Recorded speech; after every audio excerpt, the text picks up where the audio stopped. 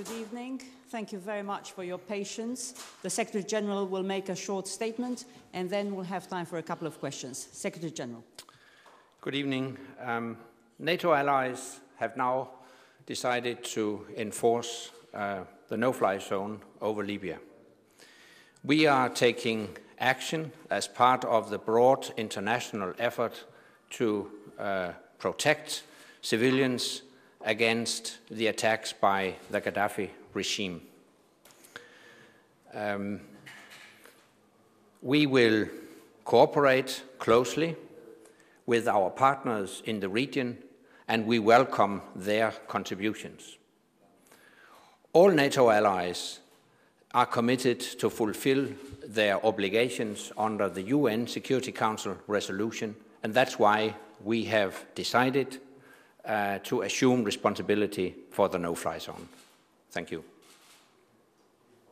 Any questions? Mr. Secretary, there's been a lot of concern about civilian casualties, and it's been mentioned that Turkey was a particular concern for Turkey. Could you tell us about some of the deliberations that you've had in the Council?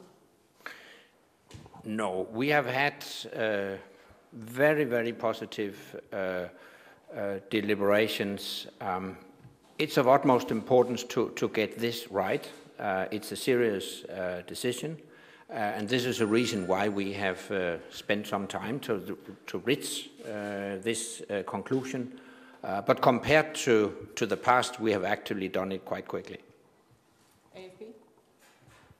Secretary General, will NATO be taking greater responsibilities in this no-fly zone, including continuing the bombing campaigns that have been conducted by the international coalition so far?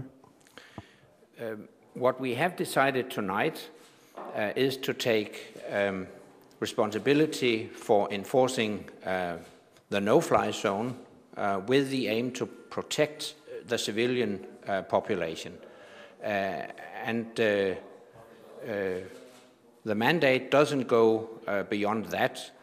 Of course, we can act in self-defense, but what we will do is to enforce the no-fly zone and ensure that we protect the civilian population that way. Thank you very much. One last question. Does that mean that if members of the so-called coalition, say France, would like to strike against troops of Mr. Gaddafi moving in on civilian targets, that wouldn't be part of the mission that NATO undertakes at this moment?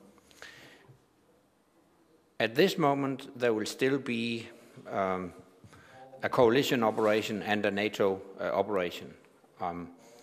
But we are considering whether NATO should take on that broader responsibility in accordance with the UN Security Council resolution. But that decision has not been made yet. But who will coordinate that between the coalition and the NATO forces enforcing the no-fly zone? That will take place the usual way through the chains of command. We will ensure close coordination and deconfliction. And with that, thank you very much and a very good night.